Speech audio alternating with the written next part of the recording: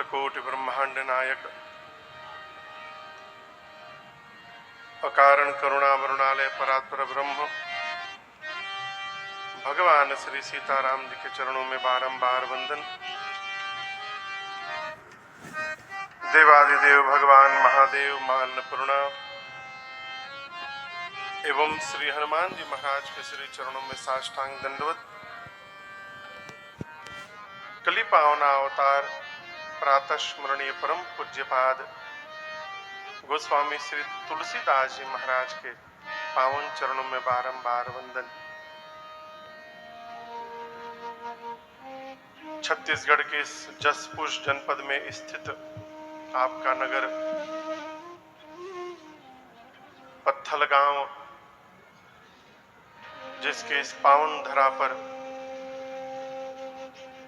परम आदरणीय भैया श्रीमान सुरेश अग्रवाल जी एवं श्रीमती पुष्पा देवी जी के पावन संकल्प के परिणाम स्वरूप चल रही इस 9 दिवसीय श्री राम कथा यात्रा में आज चलते चलते हम और आप आज सप्तम सत्र में, अष्टम है कि सप्तम है? आज सप्तम सत्र में हम और आप यहाँ सभी लोग उपस्थित भए हैं। पूज्य आचार्य चरण पूज्य श्री विनोद जी, साथ में आए काशी से पूज्य श्री मनोज भैया जी, आसपास सुदूर से आए आप समस्त धर्मानुरागी सुधी श्रोता बंधु माताएं बहनें, प्रयाग से चलकर आए पूज्य चरण, विज्ञान के माध्यम से जहां जहां भी लोग इस कथा को देख सुन रहे हैं, आप सभी लोगों को मेरा सादर जय सिया राम, जय सिया राम, जय सिया राम। जय सिया राम। आज हम लोग प्रातः काल खरसिया चले गए थे। अभी लगभग 3:30 पौने 4 बजे लौटकर वहां से आए हैं। वहां भी आधे घंटे का सत्संग था, तो वहां बैठते बैठते बात आई, जीवन में जब जयकारा करने का अवसर मिले ना, तो पूरी ऊर्जा के साथ करना चाहिए, ठीक ना? इसलिए केवल यही नहीं, कहीं भी किसी भी कथा में जहां जय बोलने का अवसर आए, वहां पूरी ऊर्जा से कहना चाहिए, बोलिए सियावर रामचंद्र भगवान की। पूरी ऊर्जा यही है आप लोग की। बोलिए सियावर रामचंद्र भगवान की। इसमें थोड़ा दिखाई पड़ा।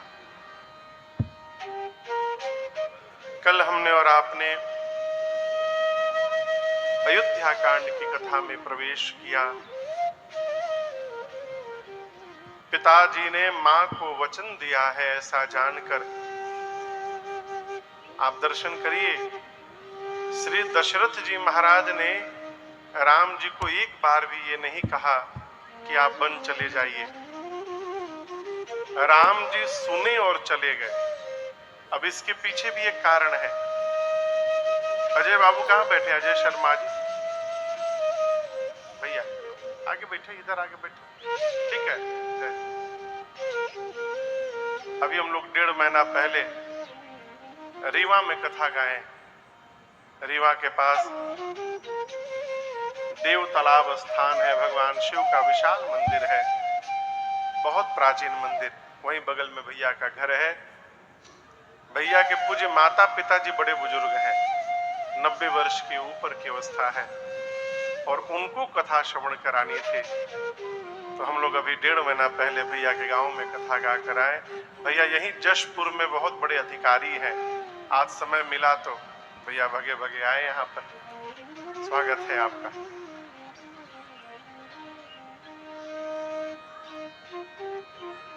मां कौशल्या को जब पता चला कि राम जी को वन जाना है, कैकेयी जी ने ऐसा ऐसा वरदान मांगा है, तो मां कौशल्या जी ने राम जी से एक बात कही, राम,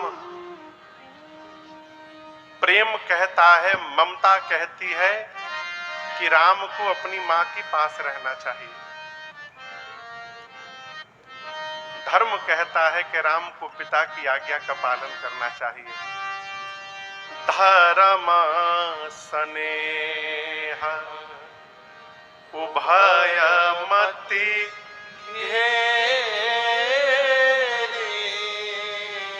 मां कौशल्या कहती हैं कि मेरी स्थिति इस समय ऐसी हुई है, धर्म स्नेह उभयमति घेरी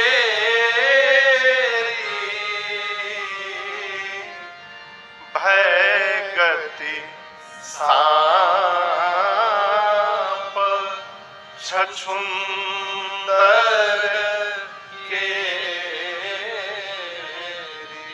मां कौशल्या कहती है, राम इस समय मेरी अवस्था सांप और छछुंदर की हो गई है। क्या? सांप जब छछुंदर को, ऐसा मैंने सुना है, सांप जब छछुंदर को मुख में दबा लेता है उसको लगता है कि मूसक है, चूहा, परंतु जब दबा लेता है तो वो फंस जाता है। कहते हैं कि यदि भीतर लेगा तो मर जाएगा सांप, बाहर निकालेगा तो अंधा हो जाएगा। अब वो मुख में लेके फंसा रहता है कि हम करें तो करें क्या। वही स्थिति मां कौशल्या की है। राम को रहने के लिए कहें कि राम को जाने के लिए कहें, मां को समझ में नहीं आ रहा। ममता कहती है कि राम जी मां के पास रहे, धर्म कहता है राम जी पिताजी के वचन का पालन करें। धर्म स्नेह उभय, उभय मने दोनों ने मति घेरी, मां कौशल्या के मति को घेर लिया है। बहुत विचार करने के बाद मां ने निर्णय लेते हुए कहा, राम एक संतान के जीवन में, एक पुत्र के जीवन में सबसे बड़ा धर्म जानते हो क्या है? राम जी बोले, नहीं मालूम मां।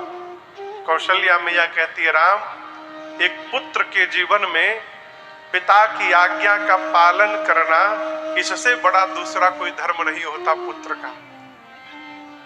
पितु आ यसु सब धर्म टीका। राम सभी धर्मों में पिता की आज्ञा का पालन करना ये पुत्र के जीवन का सर्वश्रेष्ठ धर्म है। इस न्याय से राम आपको पिताजी की आज्ञा का पालन करना चाहिए। लेकिन यहां मैं एक बात कहना चाहती हूं, राम मां का स्थान पिता के स्थान से ऊपर होता है। माता पिता में मां पहले आती है, पिता बाद में आते हैं। पिता माता नहीं बोलते, क्या बोलते हैं? माता पिता। मां पहले आती है, पिता बाद में आते हैं।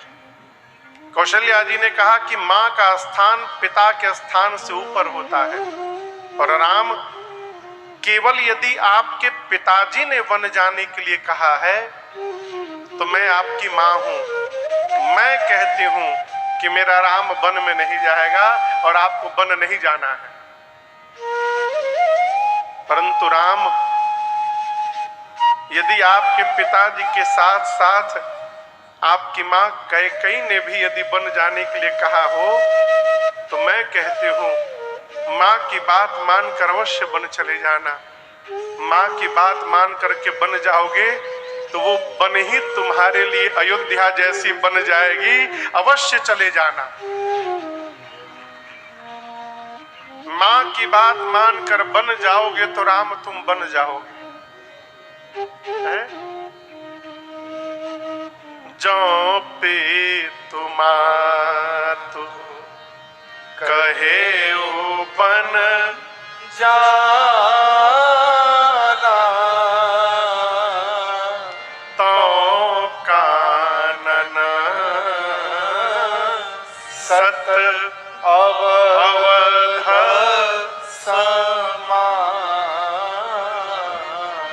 मां कहती है कि यदि मां कैकेयी की बात मानकर वन में चले जाओगे राम, तो एक वन की बराबरी 100 अयोध्या मिलके नहीं कर सकती। तो कानन सत अवध समान, अवश्य वन चले जाना।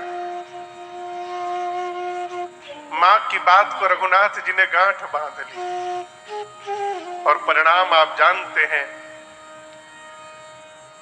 भगवान प्रातःकाल मैया और भैया को लेकर वन की ओर चल पड़े। अयोध्या वासियों को तमसा के तट से सोता हुआ विदा कर दिए। आगे बढ़े भगवान, सिंहवेरपुर में पहुंचे। निषाद राजगुह मिले, रात्रि विश्राम हुआ। प्रातःकाल केवट भैया भगवान के पांव को पखार कर जलपान करके, उस अमृत का पान करके और भगवान को गंगा के उस पार पहुंचा गए। अब यहाँ केवट जी का चरित्र बड़ा एक अद्भुत चरित्र है श्री रामचरितमानस का। आप केवट जी की कथा को ध्यान से सुने हो कल, अथवा पढ़ेंगे जब कभी, अथवा कभी चिंतन करेंगे तो आपको एक बड़ी अद्भुत बात दिखाई पड़ेगी। क्या? केवट जी की भाषा समय समय पर बदलती गई है। जब राम जी मिले हैं केवट भैया को, तो केवट भैया क्या बोले? प्रभु, अरे पत भरी सहरी मेरे सकल सूत वारे वारे, हम केवट के जाति कछु वेद ना पढ़ाई। केवट जी कहते, प्रभु हमारे घर में भोजन नहीं है, सारे पात्र खाली हैं, हमारे बच्चे सुबह कुछ खाए नहीं है। प्रभु आज हम नाव चलाएंगे और नाव चलाने से जो कमाई होगी उसी कमाई से घर में भोजन जाएगा। नाव चली जाएगी तो हमारे बच्चे भूखों मर जाएंगे। प्रभु केवट जी जब भगवान से मिले तो उस समय केवट जी को ये मन में था कि नाव से पार उतारूंगा तो राम जी मुझे कुछ देंगे, मैं राम जी से लूंगा और उसी से रात को भोजन जाएगा घर में, था ना। 1 घंटा भगवान का दर्शन मिला, भगवान की शरणागति मिली और 1 घंटा के भीतर उनका मन थोड़ा बदला। अब क्या कहते हैं? पद कमल धोई चढ़ाई नाथ उतराई,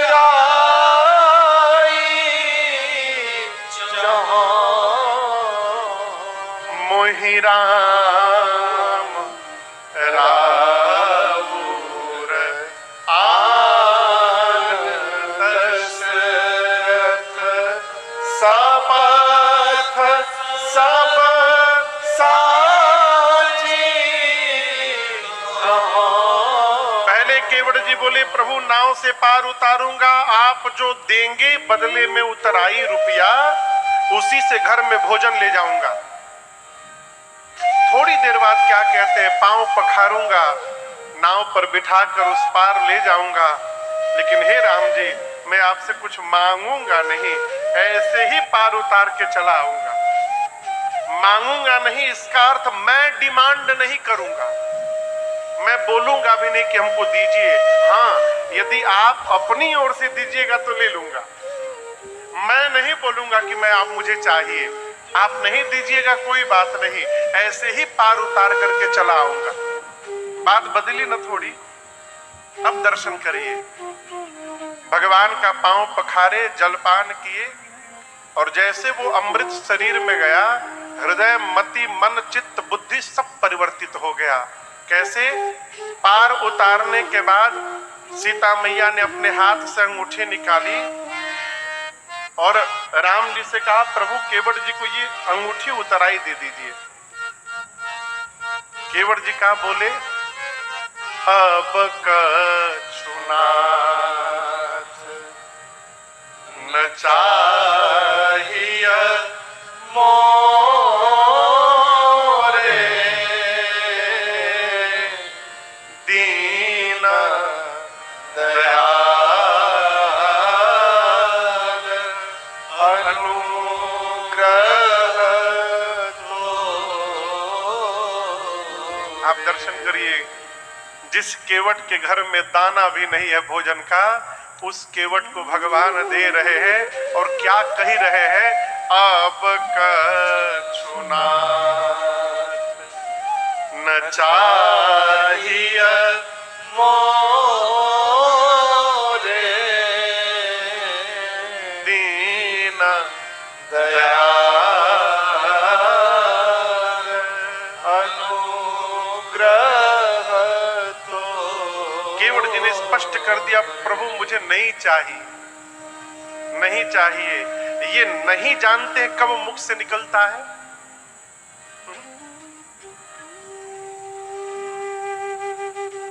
एक बात बोलूं, बुरा नहीं मानेंगे ना? मंदिर के बाहर जो लोग मांगते हैं ना, सीढ़ी पर बैठ करके, उनकी एक सीमा है, 10 रुपया, 100 रुपया, 50 रुपया।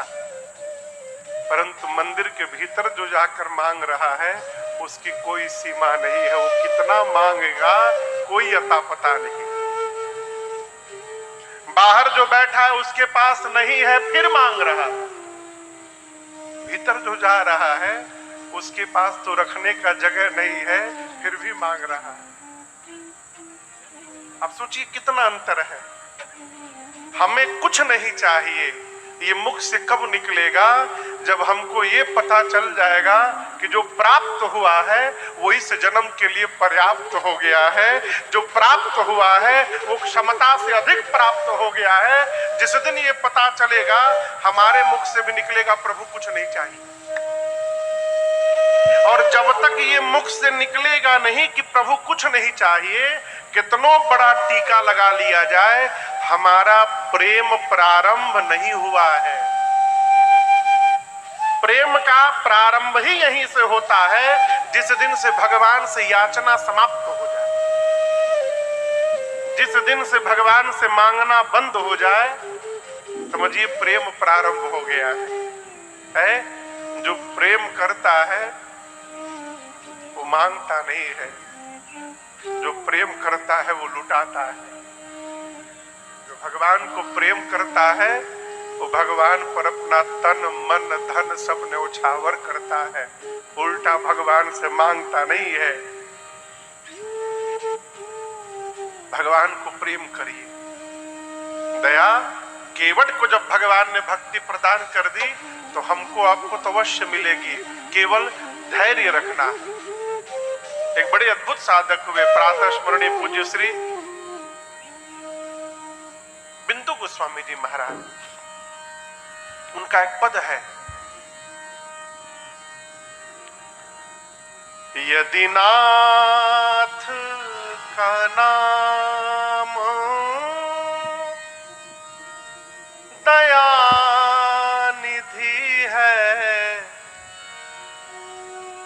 तो दया भी करेंगे कभी ना कभी।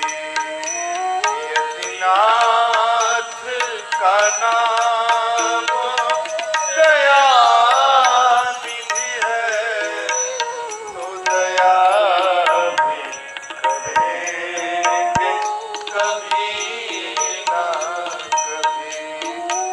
दुख हारी हरि दुखिया जन की, दुख हारी हरि दुखिया जन की, दुख क्लेश हरेंगे कभी ना कभी।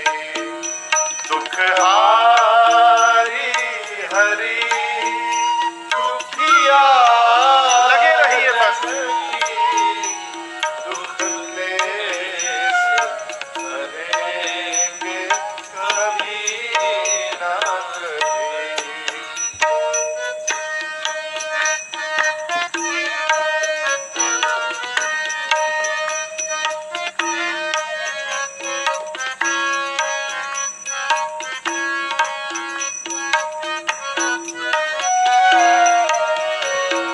जहाँ गीध निषाद का आदर है, जहां व्याध अजामिल का घर है, जहाँ गीध निषाद का आदर है, जहाँ व्याधि अजामिल का घर है, वही वेश बना के उसी घर में, वही वेश बना के उसी घर में हम जा ठहरेंगे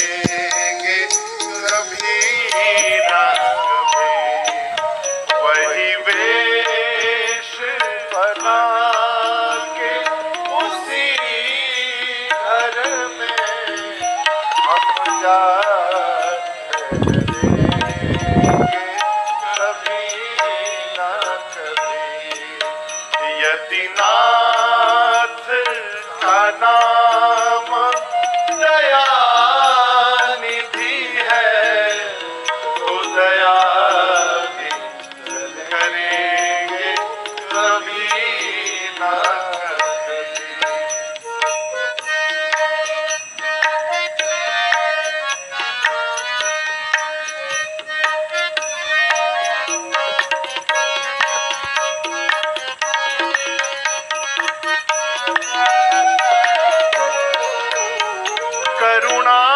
करुणानिधि नाम सुनाया जिन्हें, करणामृत पान कराया जिन्हें, करुणानिधि नाम सुनाया जिन्हें, चरणामृत पान कराया सरकार अदालत में वे गवाह, सरकार अदालत में वे गवाह, सभी गुजरेंगे कभी ना कभी, सरकार अदालत में ये गवाह, सभी गुजरेंगे कभी ना कभी। यदि नाथ का नाम दयानिधि है, तो दया भी करेंगे कभी ना कभी।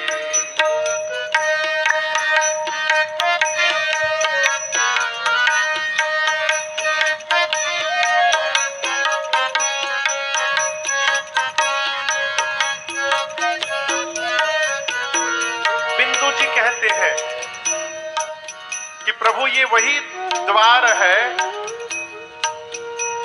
ये वही दर है जहां पर बड़े बड़े पापी आके तर गए, जो पाप के समुद्र थे। समुद्र जी देखे ना कितना बड़ा है, जो समुद्र इतने बड़े बड़े पापी थे, ये वही दर है जहां पर आके तर गए। इस बात को मैंने सुना है बहुत, और यही सुनकर मैं भी आया हूं इस द्वार पर। हम द्वार पे आपके आके अड़े, मुद्दत से इसी जिद पर है अड़े।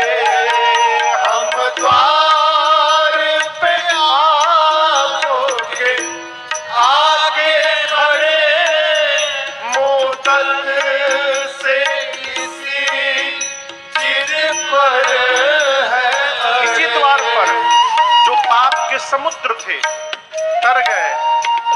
मैं तो बिंदु हूं केवल, अघ सिंधु तरे जो बड़े से बड़े, अघ सिंधु तरे जो बड़े से बड़े, तो ये बिंदु तरेंगे कभी न।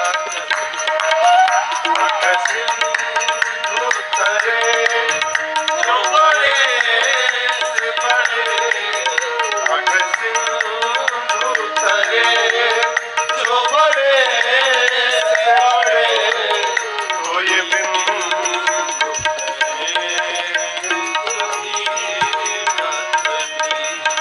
यदि नाथ का नाम दया निधि है, यदि नाथ का नाम दया निधि है, तो दया भी करेंगे कभी ना कभी, तो दया भी करेंगे कभी ना कभी, तो दया भी करेंगे कभी ना कभी। लगे रहिए, जीवन में कितना भी उतार चढ़ाव आए, लगे रहिए। क्यों? यदि नाथ का नाम दया निधि है, तो दया भी करेंगे कभी ना कभी। देखिए